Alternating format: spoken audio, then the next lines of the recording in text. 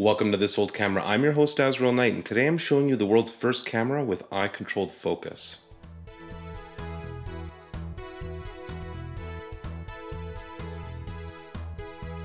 The Canon EOS 5 or A2 and A2e in North America was a 35mm SLR released in November 1992 and marketed to the advanced amateur. It has many of the features that DSLR users take for granted today, like exposure compensation, bracketing, and custom functions. Popular Photography said they could hardly believe the rumors, and Canon themselves boasted that you'd have power like never before. Perhaps strangest of all is that the A2e and EOS 5 in particular detected eye movement by emitting infrared light. The technology here is actually the same used by fighter pilots in acquiring their targets. All you do is look at which focus point you want and half press the shutter.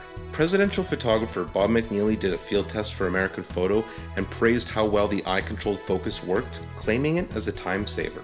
Eye-controlled focus spares you the dreary business of entering the thing you want sharp, holding down the shutter button, and recomposing before you take the shot.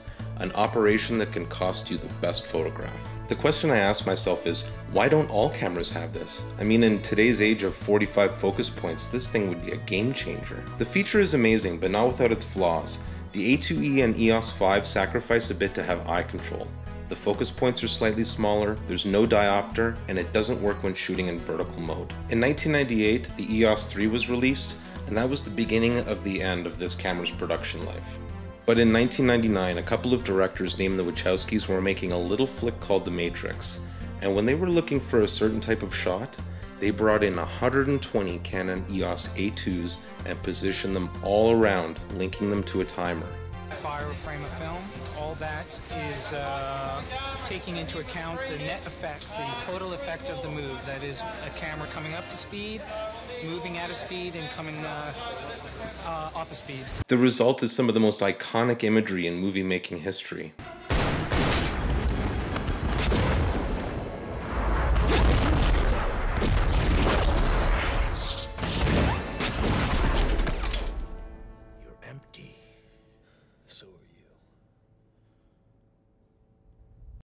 From here we'll go over some basics of its operation, then I'll put it through tests to make sure it's working.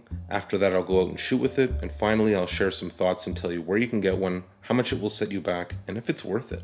The battery compartment is located inside the hand grip. Lift this tab and rotate to unlock. Place the battery inside and reverse the process. EF lenses go on by matching the dots and rotating clockwise. To release the lens, push this safety lock and rotate counterclockwise. To load a roll of 35mm film, ensure the camera is on. Open the back by pushing this button down and place the film inside. Drag the film across and close. The film will advance automatically. To select one of 3 metering modes, press the meter button on the back and use the dial to select your desired setting. If your film is DX coded, your ISO will be set. If you want to view or change your ISO, use the bottom function button at the back. Press until displayed and use the main dial if you want to change it. Before you shoot, you may want to customize the camera to your tastes. Change your command dial to CF for custom functions. Each function will indicate 0 for off or 1 for on. There are 16 custom functions and I won't go over them all, but here are a few examples. CF2 leaves a little film outside the canister when you rewind for easier darkroom loading. CF4 lets you move your autofocus from the half press button to the AE button on the back. And CF12 locks the mirror on self-timer mode. To calibrate the camera to detect your eye, turn the command dial to Cal. Then, use the main dial to select a profile from 1 to 5. You will then be prompted to look into the viewfinder at the right focus point. Half press the shutter until you hear a beep and repeat the next step with the left focus point. Once you have your camera just the way you want, you can choose your shooting mode and begin taking pictures. While in shutter or aperture priority mode, if you want to compensate your meter's exposure, ensure the quick control dial is on and adjust up to 2 f-stops under or over your reading. You can do a 3 exposure bracket by pressing the function button until displayed and dialing your desired setting. To activate the pop-up flash, press here. You can also press the same button while the flash is open and use the dial for flash exposure compensation. When the roll is complete, it will automatically rewind. If you want to complete the roll early, you can push this film rewind button here. I was unable to test the shutter on this camera as it doesn't activate properly when the film door is open.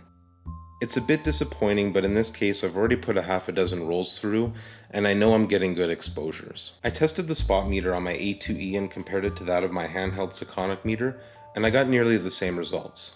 I shot and developed using all Kodak products, including T-Max 100 for film, HC 110 for developer, an indicator stop bath, a hardening fixer, HypoClear, and PhotoFlow 200. To test the camera, I went outside of town and into rural Alberta. I used an EF 24-105 f4 L series lens. It's hard to take a bad picture out here.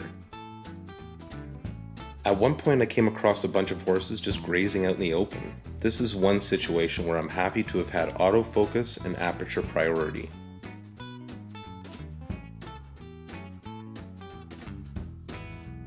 I also came across what seems to be an ancient form of text message.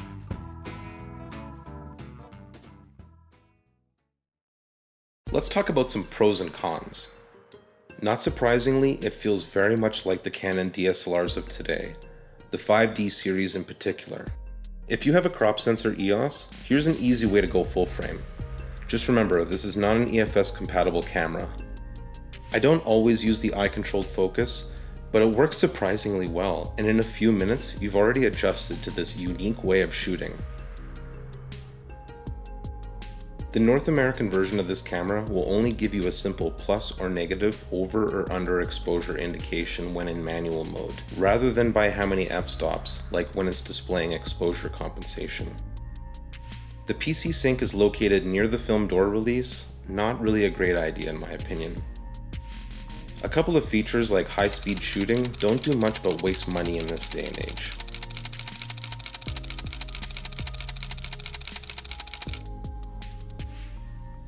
If you're in the market for one of these SLRs, be careful when shopping for one online, as I noticed a trend of listing the A2 and A2e as if they are the same model.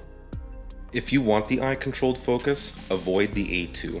A2Es on eBay run anywhere between $30 and $150 after shipping. There are enough listings to have your pick of bundle or body only. Kijiji produced a single result for a reasonably priced A2e with a 28-105mm lens. If you're getting rid of one, you might have to be a little patient. While it's not as common as some cameras, it's by no means rare. So do you want this camera? You have to keep in mind that with all these extra features, you can still only shoot 36 frames. As an example, if you had a revolver and a machine gun, but both could take the same amount of bullets, which one would be better? The answer is it depends what you're shooting. The appeal for me is how quickly I can arrive at my settings and being able to use L series glass. That wraps up another episode. Please remember to like and subscribe and let me know which camera you think I should review in the comments below. You can also follow me on Instagram and Twitter. And until next time, stay classic.